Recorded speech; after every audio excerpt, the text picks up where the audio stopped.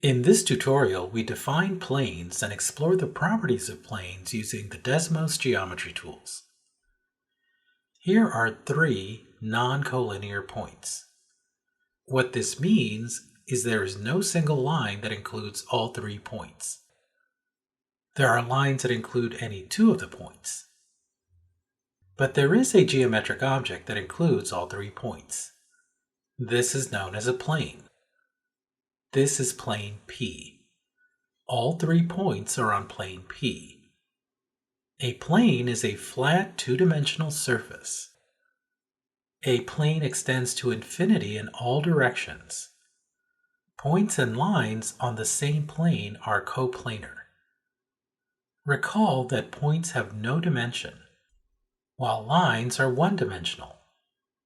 Planes are two-dimensional.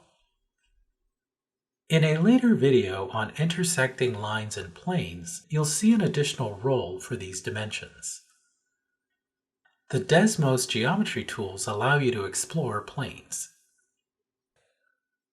The Desmos environment is like working on a two-dimensional plane. Use the point tool to construct 3 non-collinear points as shown here. Label the points.